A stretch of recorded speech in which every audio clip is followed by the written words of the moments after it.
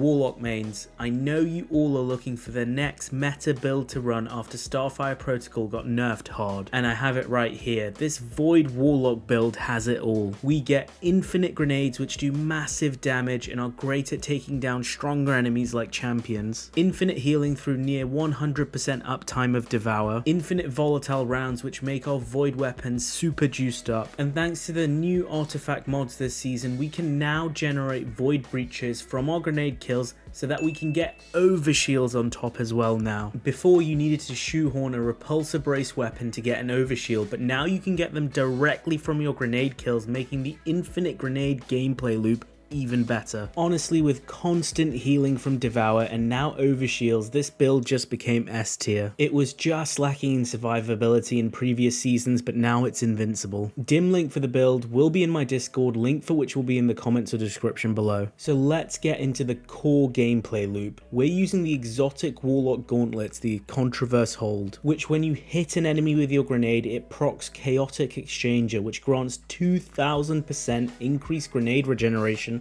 for 1.75 seconds. Now, this works with all grenades, but the best grenade by far to use is Vortex Grenade. On the surface, it has a longer cooldown than the other grenades, but in reality, because of the tick damage it applies to enemies, it procs Chaotic Exchanger twice from one single grenade, so you actually get it back faster than some of the other grenades like Scatter Grenade. Not to mention, Vortex Grenade does way more damage overall. Now, we use a combination of fragments, armor mods, and artifact perks to generate a ton of orbs and void breaches from grenade kills. We use Echo of Undermining so that our void grenades now weaken enemies, which makes all incoming damage 15% stronger, including your Vortex Grenade. We then use our artifact perk Unto the Breach so that on void debuffed kills, and weaken counts as a void debuff, we generate a void breach. Thanks to our second artifact perk, Protective Breach, picking up this void breach now grants us a void overshield which lasts for a whopping 11 seconds. And then thanks to our armor mods and our other fragments, which I'll discuss later in the video, we also generate 2 orbs of power from our grenade kills. So from one kill from our grenade, we get a ton of energy back from Contraverse Hold,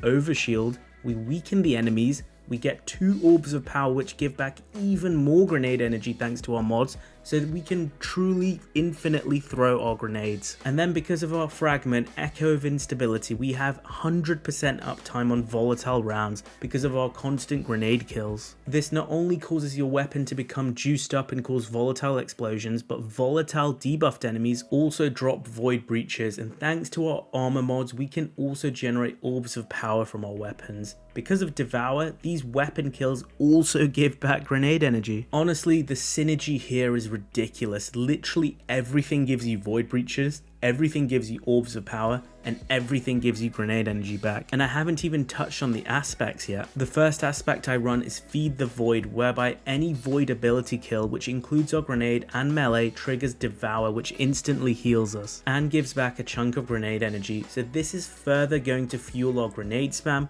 on top of all what I've said before. I preferred Feed the Void over Echo of Starvation as my source for Devour, as just a grenade kill can trigger the Devour spam and there's no requirement for orbs at all, so it really helps on that first kill. Our second aspect, Chaos Accelerant, juices up our void grenades massively. Vortex grenades become 70% bigger, they have an earlier and stronger pull, and they last longer. In terms of fragments, we talked about Echo of Undermining giving weaken, Echo of Instability giving you constant volatile rounds. I then run Echo of Harvest, which gives you that extra orb of power when you defeat a weakened enemy, which really helps in getting back more grenade energy. And then our final fragment is Echo of Remnants, which makes our Vortex Grenade last a whopping 50% longer. So with Chaos Accelerant and Echo of Remnants, our Vortex Grenade now lasts for 6.1 seconds, which is nearly double from the initial 3.2 seconds that Vortex Grenade provides. In terms of armor mods, the boots are the most important here. We run 2 stacks of Innovation and 1 stack of Absolution, so we can get the maximum amount of grenade energy back from an orb of power. I then run double Bomber and 1 stack of Powerful Attraction on our bond.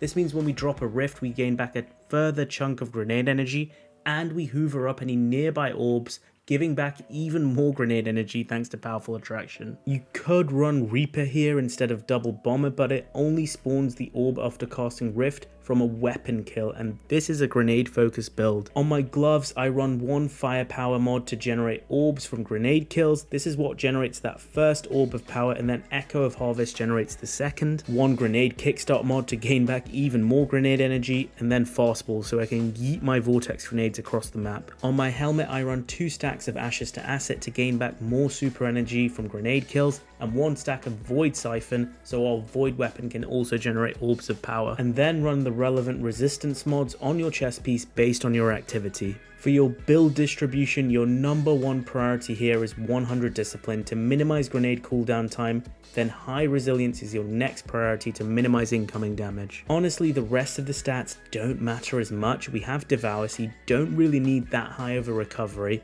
Intellect helps a bit, but Ashes to Asset is going to give you a ton of super energy. Strength is the second lowest on the priority list. Pocket Singularity isn't used much, but can help on occasion to kickstart Devour if you mess up your rotation, thanks to Feed the Void. Mobility is the lowest priority for the build as it doesn't help your abilities at all here. There are 2 other artifact perks that boost Void builds this season. The first one is Supernova, but you don't really need it this season because your Void grenades automatically weaken your enemies anyway.